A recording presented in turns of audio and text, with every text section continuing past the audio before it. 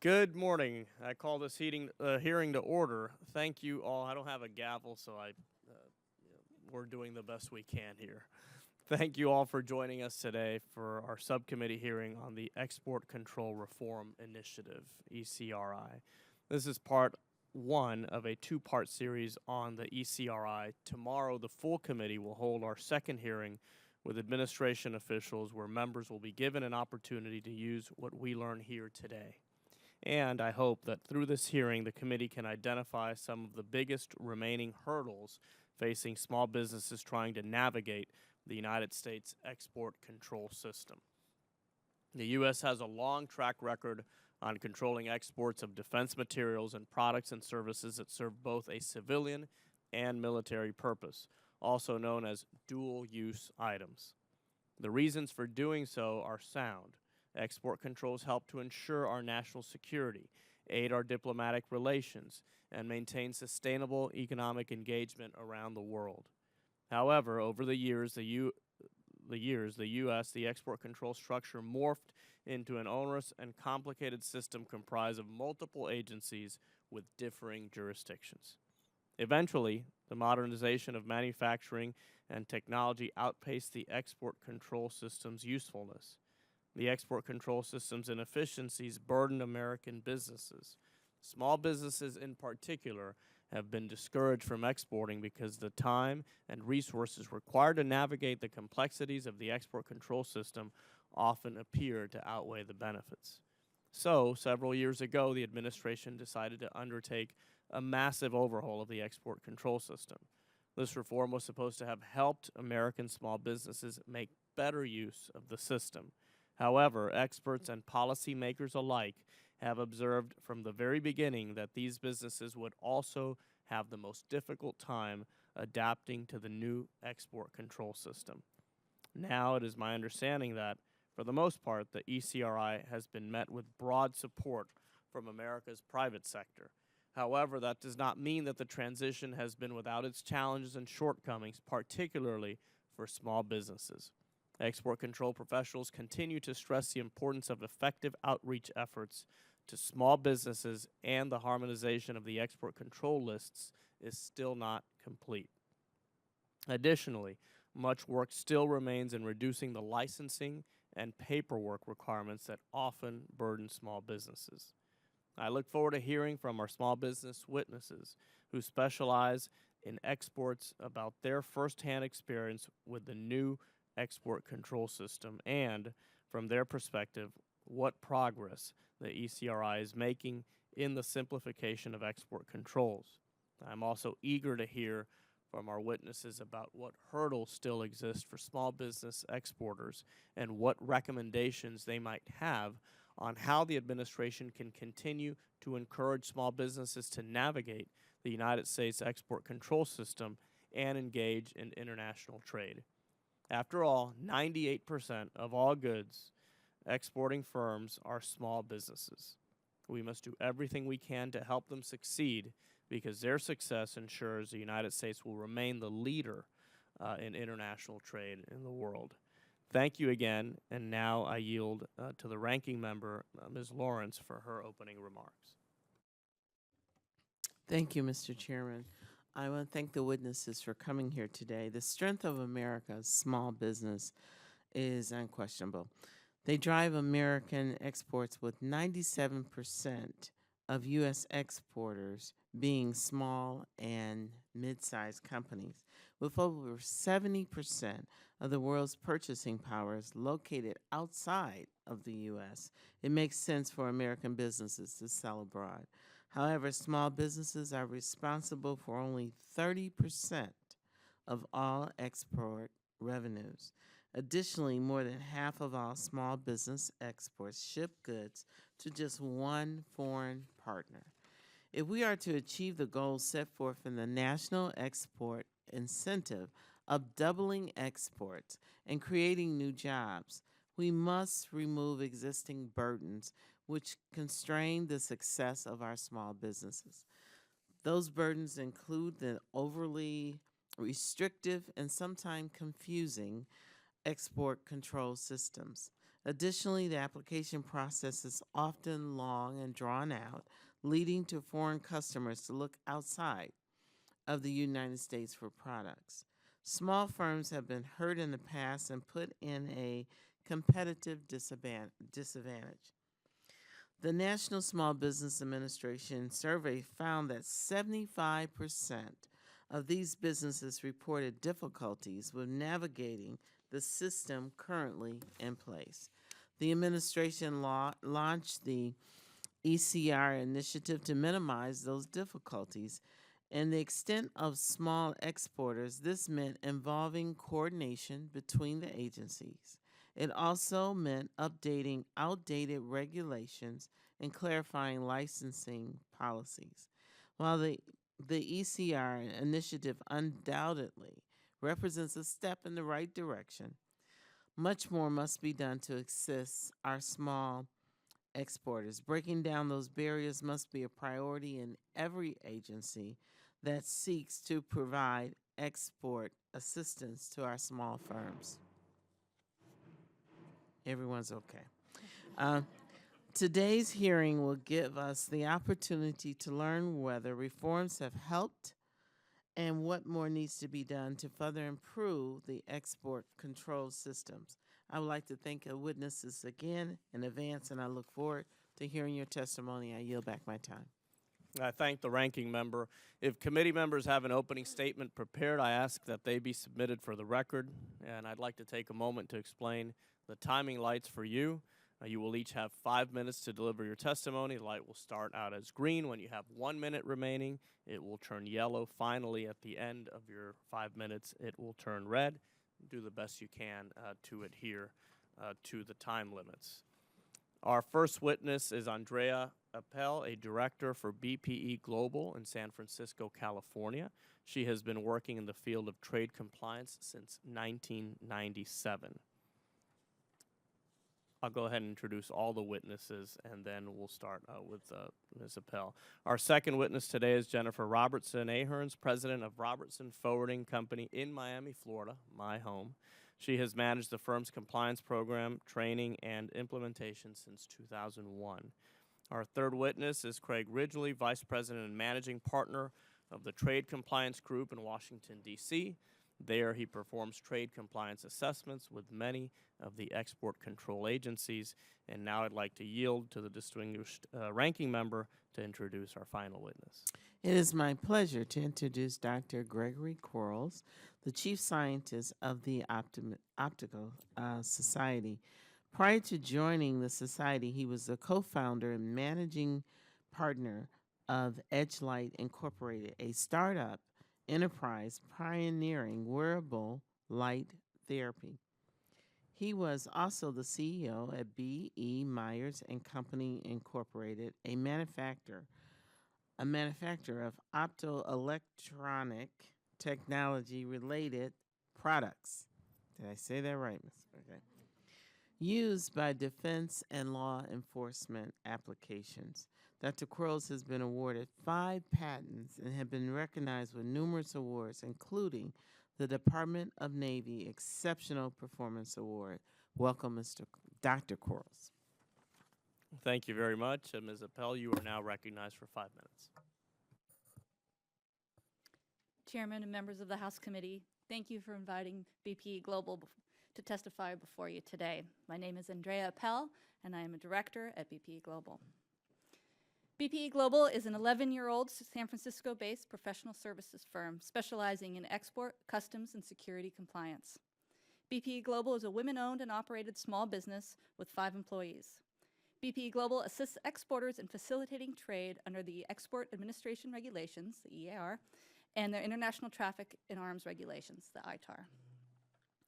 Through BPE Global, I assist companies of all sizes, from Fortune 50 companies to small family-owned businesses engaged in international trade. In addition, I'm extremely active in the trade community as a member of the American Association of Exporters and Importers, CompTIA, and a number of other trade groups, including a 5-year term on the board of directors of Women International Trade, Northern California, 3 of which as vice president of the organization. I thank you again for the opportunity to participate in this forum. My testimony will focus on the area of facilitating U.S. exports. So first, I'd like to recognize Eric Hirschhorn and Kevin Wolf for their leadership in the export control reform. BPE Global strongly supports the reform, and we are appreciative of the huge undertaking and the accomplishments to date to modernize the U.S. export control system. It was only a few years ago that an interagency review determined that the former system was overcomplicated, inefficient, and could not keep pace with the constant evolution of technology. Exporters of all sizes, including our clients, were losing competitiveness in the global marketplace.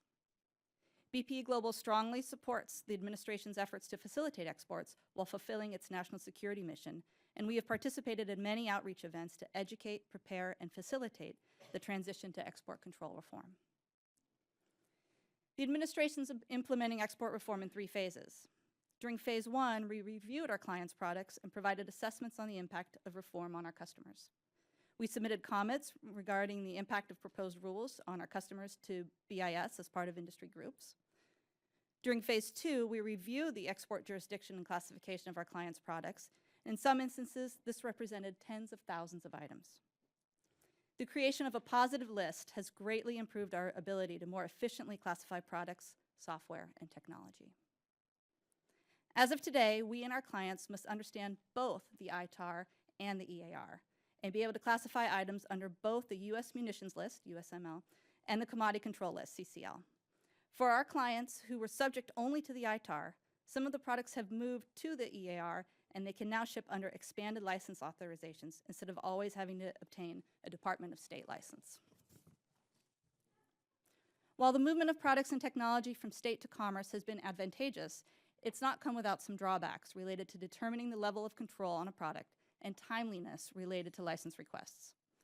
When an exporter moves from being subject to only the ITAR to a business subject to both the EAR and the ITAR, regulatory complexity and administrative burden increases. For example, under the EAR, exporters must provide information on end users and end use that they previously did not have to do under the ITAR. Another example is that the audit trail for export classifications has been expanded to include the order of review and the 600 and 500 series review detail. Though a majority of our clients have benefited from the reform effort, moving their products to the CCL, a few have actually moved from Commerce Department's jurisdiction to State Department's jurisdiction. To further explain the complexity under the EAR, exporters must consult several different sections of the EAR in order to determine if the commodity is subject to the EAR, assign the ECCN classification, check if general prohibitions apply, identify the reason for control, assess whether or not the reason control triggers a license requirement, and finally determine if a license exception is available. The ability to read and interpret multiple sections of a set of regulations requires exporters to be comfortable with legal and regulatory language and ultimately become self-taught experts on the classification and controls related to the products and technologies with which they work. Because mastery of a new set of regulations is now incumbent on those same exporters, we've found that companies prefer the pain they're most familiar with, licensing products under the much more straightforward administration of the ITAR.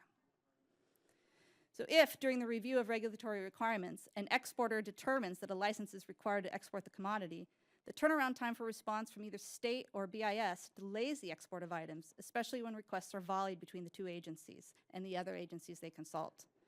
Delays are troublesome for companies of all sizes, but particularly hard for small businesses to absorb. Fulfillment of orders of small businesses is key to their survival. If small businesses are unable to meet their contracted demands, they face not only a financial risk, but the risk of losing the valuable business to another, often larger US-based supplier, or potentially to a foreign provider. Other areas where our clients struggle are with missing, incomplete, or contradictory definitions of underlying export principles. This work, I know, is still in progress. The lack of clear definitions can create a roadblock for exporters, which results in assigning a classification which is overly conservative and accompanied with higher controls. BPE Global supports continued outreach by BIS on consulting and understanding the EAR to guide businesses through obstacles related to exporting, ease the transition from the ITAR to the EAR, and encourage competitive in the global marketplace. Again, I wish to thank BIS for its work on export reform. In general, the reform seeks to provide increased competitiveness, predictability, and efficiency for the export community. We share these objectives and welcome the opportunity to be a partner as the process moves forward. Thank you for the opportunity to speak to you today. Welcome any questions. Thank you for your testimony. Now, Ms. Robertson Aherns, you're recognized for 5 minutes. Thank you, Chairman and Committee and Subcommittee. I appreciate the opportunity. I am Jennifer Robertson Ahrens. Robertson Forwarding is a very typical small business, as many freight forwarders in the industry are. Our industry makes up about 85% of our businesses are small businesses with about 6 or 7 employees, bringing about $2 million a year from maybe 2 or 3 contractors. The way freight forwarders differentiate themselves is in expertise, whether it be by commodity or location to which they ship back and forth from. Robertson Forwarding is unique. In the mid-90s, we became a government contractor working with INL and U.S. Department of State, moving aviation parts throughout the world, mainly Central and South America. I would believe that we were one of the first companies dealing with ITAR-regulated freight back in those times. In about 2001 is when I got into the industry and started focusing on DDTC regulations and became an export compliance officer. One of the things that I've noticed with export control reform, though I believe the initiative is truly helpful and it is a direction that we should be going in, as a DDCC response team member once said to me, it is like a giant pool where you drop a boulder in, the ripples are going to be for a while. And what I've seen that's happened with us is that it's hard to train my staff on ECCNs. When it comes to the ITAR, it is very self-explanatory what to do with a DSP-5. When it comes to using an ECCN, depending what the classification is and depending what country we're going to, it really depends on what regulations and what government restrictions you have per country. If a shipper does not give us this information correctly, we are liable to civil and criminal persecution for improper exports. We're noticing that manufacturers and shippers are reluctant to self-classify and obtain commodity jurisdictions as the supply chain grows and grows and grows between overseas manufacturers with shippers in the United States creating products and then selling them on to larger companies to then fulfill their contractual agreements in foreign countries. We are noticing that there's confusion between USML and how they relate to their current ECCN classifications. We notice identification of ECCN licensing requirements. It's leaving exporters vulnerable to possible export violations due to lack of training and a constantly fluctuating process as export control reform moves on. Contracts and items are sometimes procured 2 years in advance. You already identify how you're going to ship them from the second that you procure them, the second that you sign that contract. As this goes on every 6 or 7 months with the evolution, it's changing how we're working and it's delaying our processes. We're seeing some of our customers up to $150,000 on small contracts and just delays, fines, penalties, improper shipments. We have some legal people here who know that if I do something like that, I have to go and get a voluntary disclosure. Those things are not cheap, nor are they free. So it's quite dramatic what's happening. As a freight forwarder, we are under enforcement agencies. We're considered the last line of defense for U.S. Border Protection, for the Office of Foreign Asset Control, Bureau of Industry and Security, TSA, Transportation Security Authority, and the Federal Maritime Commission. We have a lot of people to answer to. So regulations that are clear and laid out clearly towards us make a huge difference on how we're able to execute our work. One of the other issues that I have noticed coming forward is there is a movement of my staff is a group that usually in the freight forwarding industry maybe has a bachelor's degree. It is a great small business initiative for hiring people with, what the government wants. You want more people working. You want people coming directly up from the ranks. Once this starts to kind of push down between the shipper's procurement into classifications and it comes down to us before shipping, you're asking, my staff has been asked by shippers to basically classify their commodities for them because of the pushback. People are nervous, people are scared. They're throwing it on us. Some of these items, between whether they're ear or ITAR, is all based on algorithms or how they're done by the engineer. It's an engineering response. And I am not seeing the pushback happening to manufacturers and shippers. I'm seeing it as the last line of defense as my firm. We're the ones who are able to be audited quickly. We're the ones with 5 different organizations that can come in at any time and review our audit and our documents. So what I would like to see is, we've been through this before as freight forwarders when TSA came into full force.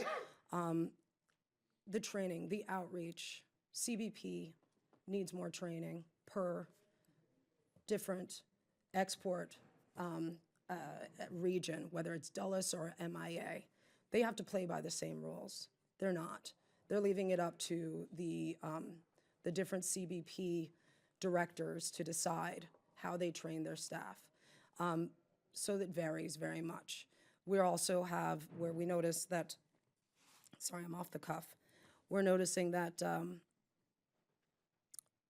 was I going to say this?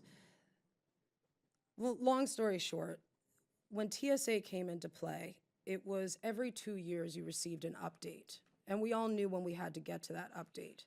It wasn't happening so fluidly as it is with export control reform. You knew where you were playing. You knew where the field was. You knew where you had to get up to speed with. Though export control reform has been coming down the pipe for a long time, its outreach is not.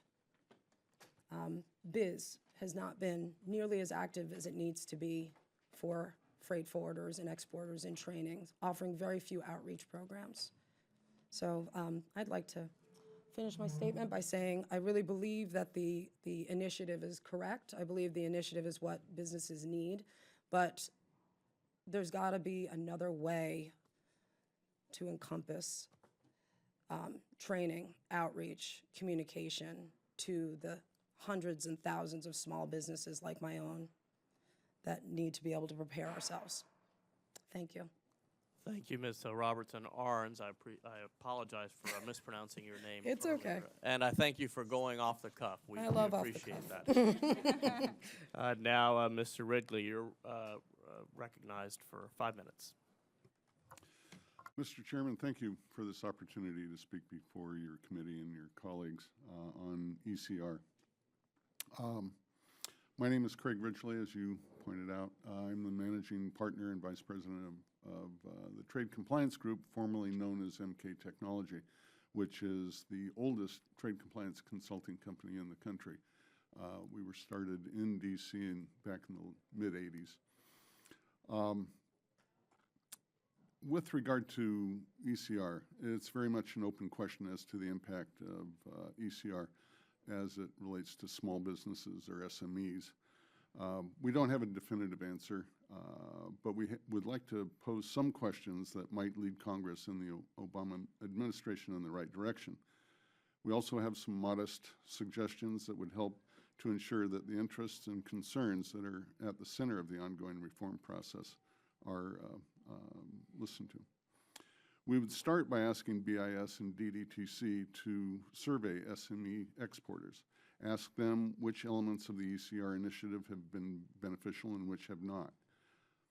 How should the ECR initiative be altered to take into account their concerns? Are there any recent surveys conducted by companies or business associations on the potential impact of reform efforts on SME suppliers and vendors?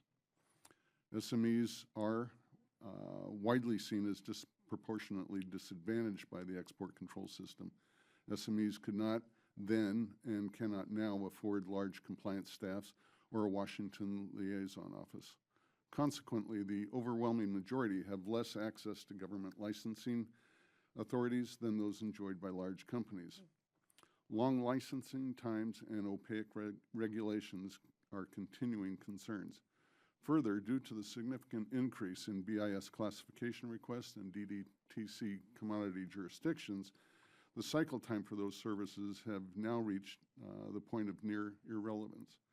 It is not useful to wait 8 months for a commodity jurisdiction. You have to find other ways of doing your business. You can't wait 8 months at a time. To be sure, the progress has been made in streamlining the regulations and increasing the clarity and objectivity of the USML. For every commodity related software and technology that is moved from the USML to the Commerce Control List, the exporter no longer has to be concerned about defense services, brokering, registration fees. Also, he can now take advantage of a de minimis rule, a less burdensome direct product rule, and no purchase order requirement. In short, there are some definite advantages derived from the ECR initiative, pardon me, and relative to the USML and the transfer of thousands of items from the USML to the CCL. With the laudable goal of improving the export control system, government agencies have asked a lot of our exporting community, including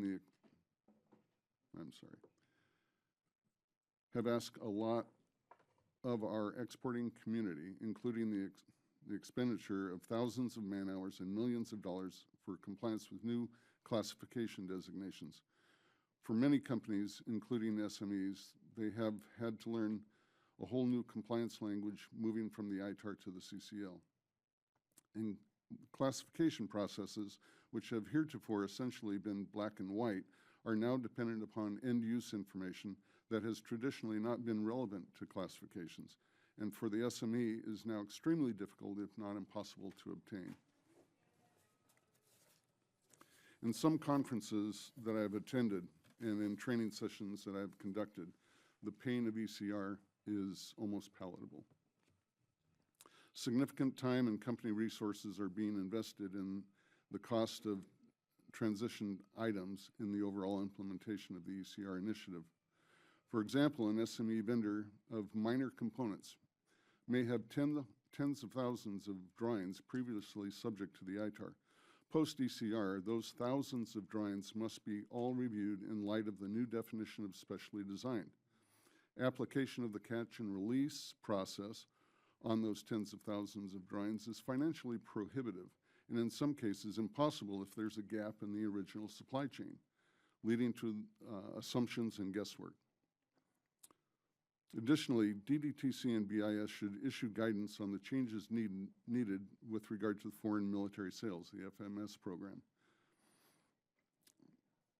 to promote the objectives of the ECR initiative. FMS activity remains under the jurisdiction of the Department of State, while associated parts and components have been transitioned over to the jurisdiction of the Commerce Department. Guidance is needed as to the conflicting jurisdictional authorities. For example, there are still, licenses are still required for the re-export or transfer of parts and components related to items related to decades-old aircraft, such as a C-130.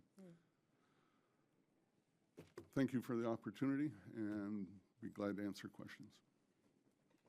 Thank you very much. And now we would like to recognize Dr. Quarls for 5 minutes. Chairman Corbello and members of the subcommittee, thank you very much for allowing me to testify before you today on the challenges that export control poses for America's small businesses. As Congresswoman Lawrence stated, my name is Greg Quarls. I'm Chief Scientist for the Optical Society here in Washington, D.C. I'm also a former small business executive for the past 20 years dealing with companies that were working with compliance of export controls. A little bit about the Optical Society. We're the leading professional organization for scientists, engineers, students, and entrepreneurs who fuel discoveries, shape real-life applications, and accelerate achievements in the science of light. This includes development of new medical imaging devices, fiber optics, wireless internet, and spanning medical to military lasers. 2016 is our 100th anniversary for the Society with over 19,200 members globally. We also have 250 corporations that are members, and 90% of those are small businesses, so we have a good sample set to talk about these issues with. We find that it's vital that subcommittees such as yours look at how export control is impacting small businesses, because we want them to have the same equal footing to compete globally. We want them to be able to reach all the consumers that you had identified previously, so that global competition is allowed to be sold and bartered. The Optical Society stands ready to partner with the federal government to assist small businesses to export more U.S. manufactured product abroad. So what are some of the major concerns of our constituents with the Optical Society? Number one is what all of our other panelists have talked about, the export reform changes taking place that were launched in 2009. The Department of State is amending the International Traffic in Arms Regulations to revise the U.S. munitions list, and especially Category 12, which is under scrutiny currently, which implies military electronics, military optics, and lasers. This will regulate the dual use and sale of optics and photonics products that were previously military and security almost exclusively, and now a portion of those are going to the commodity control list. We find that compliance is going to be a challenge for the small businesses in the Optical Society because of the regulatory complexity of looking at these devices and where they sit. We're recognizing potential negative impact not only on our members but the industry as a whole. And so we've partnered with two other groups, the Semiconductor Industry Association and SPIE, in educating our congressional delegations about the negative impacts on small business, particularly in the optics and photonics industry. I've tried to identify three primary concerns, some of which have already been echoed today with the export control as it stands. The first one's impact on time to market. Second is cost of compliance. And the third is a gap and a need for enhanced government export assistance resources, especially for the small businesses that don't know how to navigate the movement of these two lists. Going to point one, to the time to market. We've talked to members from the Optical Society, and to get a CCL license, it should be a standard 20 days. Some of these companies have sold product to the same companies for the past 3 to 4 years, same delivery, same product. It's taking 60 days to get licenses currently. 60 days is a delay that can cost orders for these small businesses. Foreign competitors can use this seemingly very brief window of time as an opportunity to come in, undercut a sale, and win the business from the U.S. companies and take them completely out of the loop. The cost of compliance is another concern point, and one that I'm very aware of. We have broad support here. A Small Business Administration summary previously showed that it's really a fixed cost for compliance for small business from 5 to 500 individuals. But the cost per employee in small businesses, according to this report, is 36% higher than it is for the large companies. And that really puts small businesses facing a substantial cost disadvantage when having to deal with compliance, regulations, and the fees compared to their larger counterparts. Large companies already assume this large fixed cost spread out over a large number of employees and can compete and win these orders and keep small business out of the way. In my prior experience as CEO of a company selling lasers to the military and homeland security, our cost annually was well over $500,000, $500,000 a year for a small mom and pop business just to stay compliant with CCL and our ITAR regulations. That didn't include our Washington support. What choices do business owners have? Spend hundreds of thousands of dollars to remain in compliance? Worry about fines, worry about potential jail time. These regulations make it very costly to compete if you don't have subject matter experts on board. And then finally, I think we see a trend for needing to strengthen government export assistance, especially for small businesses. Regulations are an important part of enabling our national security, as the chairman pointed out, and the Optical Society fully supports that. We don't want to harm our security or limit U.S. competitiveness. However, the government must provide resources for our businesses to comply without burdensome expenses.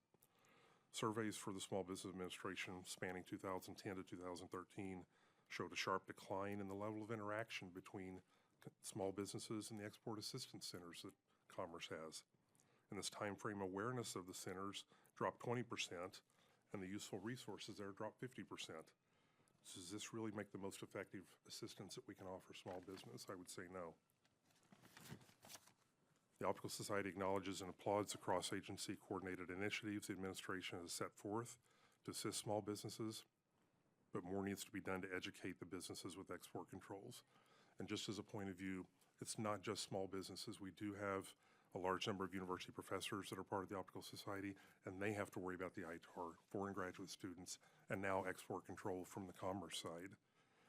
So in conclusion, better streamlining of the regulations, especially for small businesses, is important, and it is making progress. They're going down the right path. Faster approvals need to be put into place, ways to get licenses and exportability more rapidly to compete globally. And then finally, looking for ways to have better outreach and education to the public as we go to these expanded lists. There's going to be chaos and confusion, and the government could do very well by stepping in and offering assistance to the export compliance officers at universities and with small businesses. The Optical Society and our memberships that we represent, thank you for the opportunity to testify today, and we're ready to partner in any way we can, especially on the education front. Thank Thank you, Mr. Quarls, and thank you all for your testimony. I know many members have other commitments at hearings today, so I'm going to defer immediately to them, beginning with the ranking member, Ms. Lawrence. You're recognized. Thank you so much, and thank you again for your testimony. Dr. Quarls, it seemed a common theme of the time that it takes to get a license. I think you mentioned 60 days. Where do you see the bottleneck? Is it the staff time that it takes to process it? Give me a sense of how we can improve that. And with the licensing happening, you said around 60 days, how does that directly impact you as a company? The first part of the question, the bottlenecks as I see it are really from staff internal trying to decide, is this a commerce item? Is this ITAR? Especially with the division of some of these areas and some of the overlaps, we're looking at making sure it goes to the right place. If it doesn't go to the right place and comes back with questions, that just adds more time onto the licensing portion of the request. And I think it's just manpower in the licensing staffs themselves. I think we may get something in within 2 days of receiving a request for a quote in the previous company I was with, and it's still 60 days before a response ever comes out of the government on whether the license is going to be granted or if more information is needed. So I think there's confusion moving forward with where this stands, and on the other end, maybe shortage of manpower. And then secondarily, your second question about the small business side, I think the costs are just prohibitive. Can you refresh me on what the rest of the second question was?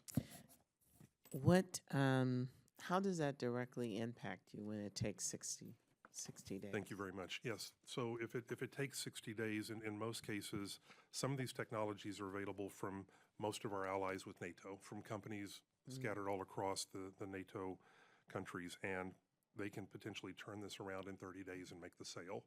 So if you're waiting 60 days for a license, you have two choices. You either start manufacturing and hope you get the license, and if you don't, then you're sitting on product that's going to be on the shelf that you've already put labor and time into, or you wait to get the license, and by that time they may come back and say, sorry, we've already awarded the contract to someone else. So you're in a predicament either path you take. So it's just it's a burden on small business. Thank you. Ms. Ahrens? Ms. Ahrens, one of the main issues that most small business face when it comes to the ECS is understanding exactly what the shipped items are covered, and you outlined that by federal regulation.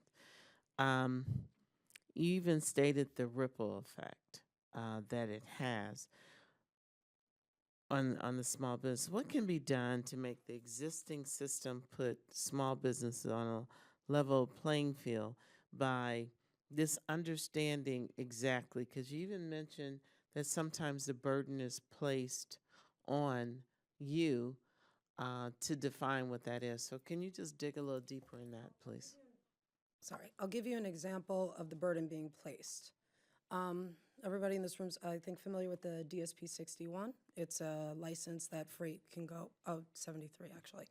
The license can go, the freight goes out as ITAR and it comes back to the United States if it's not sold or if it's however the contract is. During export control reform, a lot of the items that went out on this DSP 73 coming back into the United States is now under an ECCN. Large corporations, I'm representing a large corporation in this factor, upon importation, did not take the initiative to assign the ECCNs to the commodity. I cannot bring this back into the United States midstream without it moving from the ITAR to the EAR where it applies now. As a forwarder, how can this be my responsibility? How can you push this down the chain? I've seen it with other large manufacturers of some highly technical goods, that things are bundled into one USML. But when we have to go and then do the licensing, I'll do the AES, which is what we do. It's now moving to ACE. They don't break down the bundle. You have to sit there as a forwarder now and go back to your shipper to try to comply.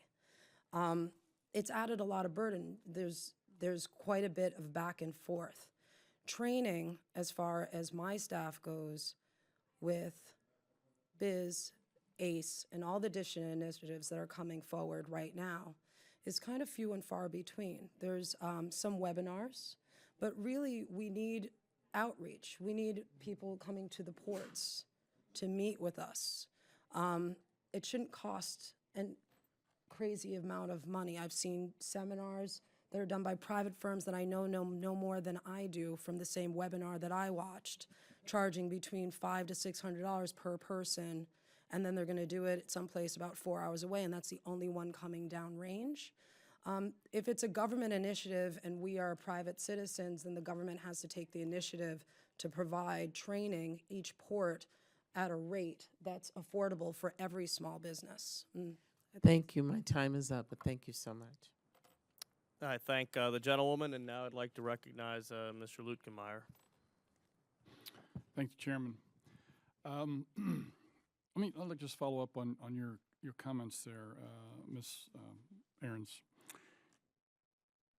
For clarification, you're talking about a company that exports some goods, and then some of those goods come back to this country. They either didn't want it, or they were, what? U.S. defense contractors, aviation parts, return and repair, sales of U.S. products for the C-130 and other F-16s.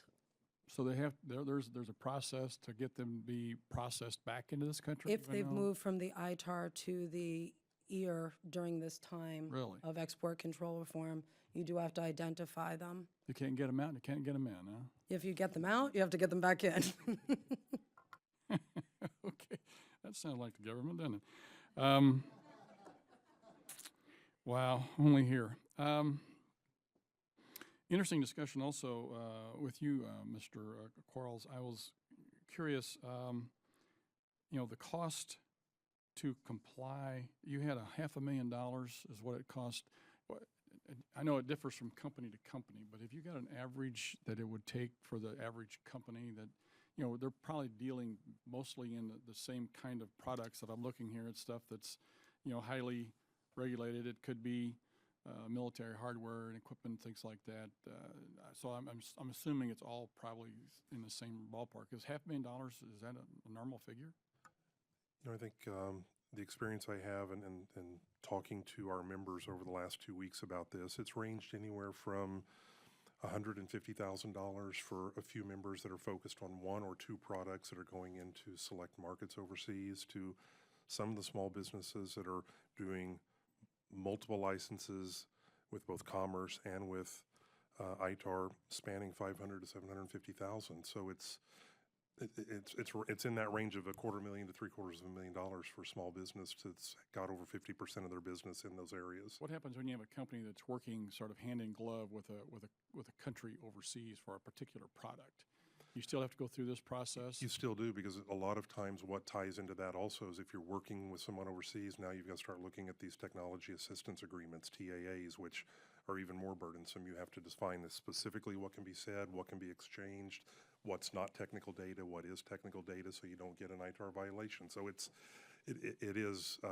very difficult. Once you have it in place, it's pretty seamless, just waiting on the licenses, but just getting those conversations up and going and getting approval for both parties to meet and consume product is a costly challenge. Well, I know that, I really understand the concern. I mean, you're selling very technical, very unique products that are something probably our military is involved with, and it's proprietary probably in a lot of instances. And so, I'm looking at a list of things here. You look at missiles, explosives, vessels, vehicles, aircraft. But it's interesting here, we've got firearms, guns, and ammunition that haven't had any sort of proposed rule, final rule made. What's the problem there? I'll Mr. defer to one of the Ridgley? others if they'd like to answer before me. I think in all honesty, it's politics. I use that term generally Well, I without appreciate bias. honesty, because that's what we need a lot more of around here.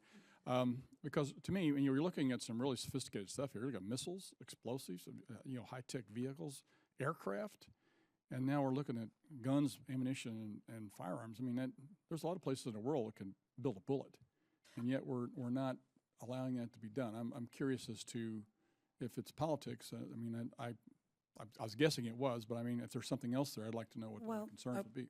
Again, as a forwarder and importer, I find a lot of people don't understand that one of the roles that you play in this game of world trade is about trade, and it's about U.S. technology and capabilities being copyrighted and taken over by other countries, and then them making the products themselves. So that I think we understand where the concern is. I guess it's the execution. I think it's more fundamental than that. I think we need a period of time without a Sandy Hook, without a San Bernardino. We need a period of time without a Paris. We need a less sensitive period of time without something related to guns, ammunition, and the other. I think that's what's stalling those categories is we just need a less sensitive time. That's my belief anyway. Appreciate that. Thank you. My time is up. I yield back. Mr. Gibson, you're recognized for 5 minutes. Well, thanks, Mr. Chairman, and the ranking member. Thanks for your leadership. Mr. Chairman, also thanks for your thoughtfulness. Indeed, I'm going to have to leave after this to another hearing, so I just want to know that as a matter of personal courtesy, I'm very thankful. I actually want to build on the comments by my colleague, Mr. Lukemeyer here, just for a moment, and say that, clearly, exports are a key piece of our economy. In fact, the administration in 2011 expressed a goal to double our exports, which is something I strongly support. And even though it's broader than the purview of this hearing, I guess my first question is, does anybody have a sense on where we are on that goal?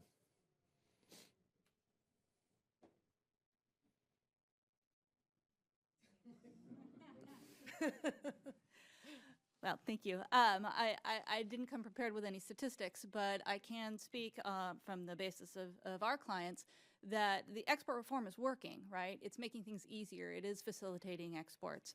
There are some tweaks that need to be made, and I think that's why we're all here, and we come from a different perspective on what needs to change. But it's working, and I think with continued outreach, to build upon Ms. Ahern's comments, again, I will commend BIS for their outreach. They've done a great job of providing seminars, being accessible, being ready to answer questions. I do look to state to increase in that capacity. For certainly our customers, state has been a little bit of a closed book, and we look to them to partner with them to encourage the communication between the government and the private sector. Well, thank you. And just to follow on here, as you know, in the Consolidated Appropriations Bill enacted last year with bipartisan support and the President of the United States signature, the Bureau of Industry and Security received an additional $10 million over previously enacted funding levels. That House report that accompanied the Commerce, Justice, Science, and Related Agencies Appropriations Bill made clear that the increased funding was to allow, quote, BIS to continue its efforts to protect national security while coping with an increased workload of export license.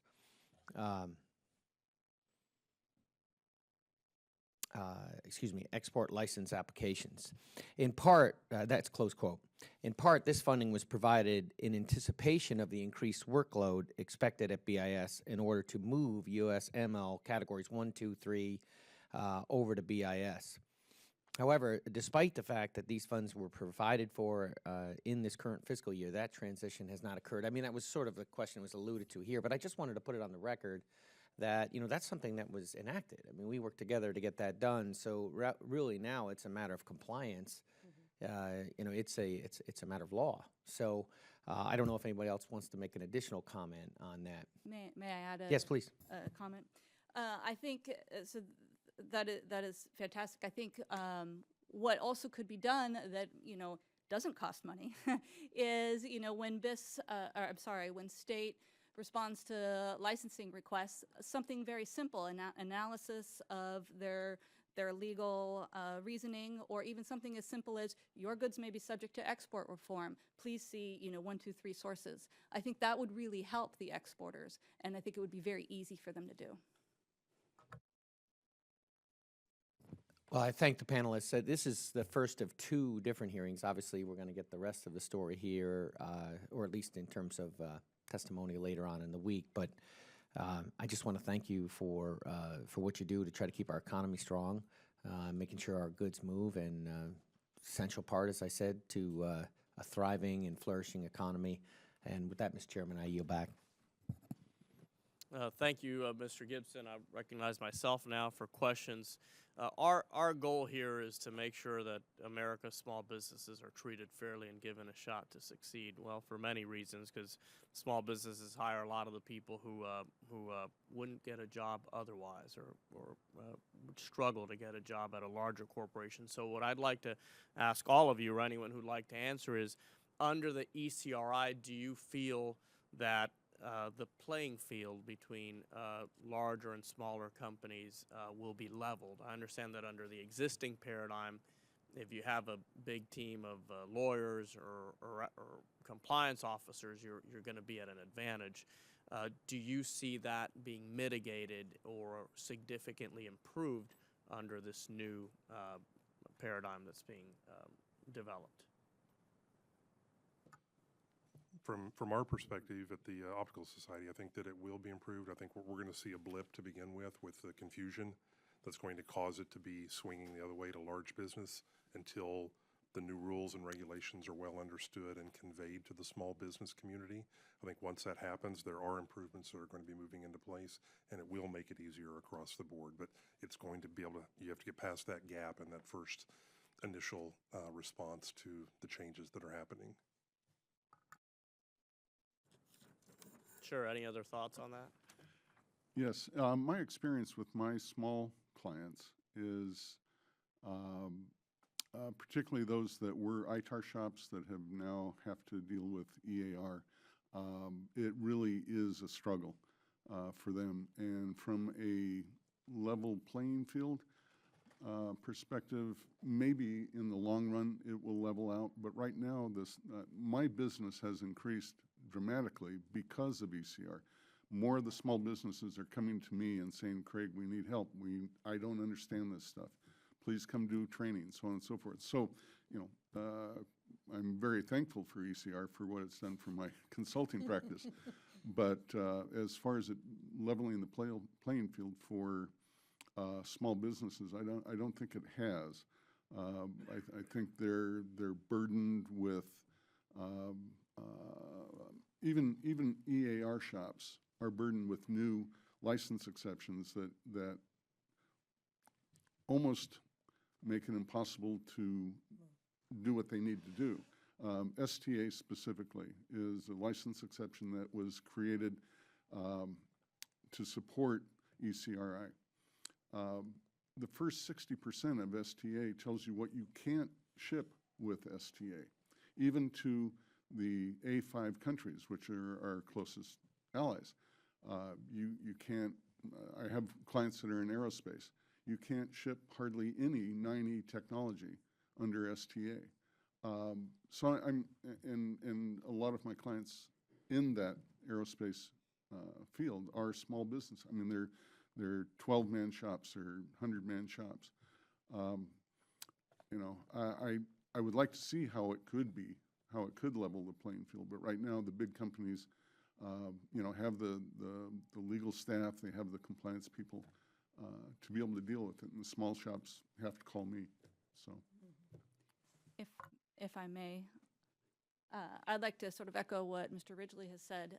It used to be under the old system that if it was loosely described in the ITAR, it was in the ITAR, and that was very easy for an ITAR-focused business, right? They would submit their license, a description of the products, and they'd either get a license or they wouldn't. It's very straightforward. Under the new system, just as he's saying, when you move over to the EAR, you have it's a little more flexible, right? You have these license exceptions that you can qualify for, like STA. And the small businesses, most of them have never looked at the EAR if they were an ITAR shop. And navigating that is quite difficult. Again, to sort of add to that cost of compliance, right, they don't have the in-house staff. They have to look outside to consultants, attorneys, or whoever to help them guide that through that process. So I can only speak from our perspective. Again, it comes down to training. Everything that's being said pretty much across the board.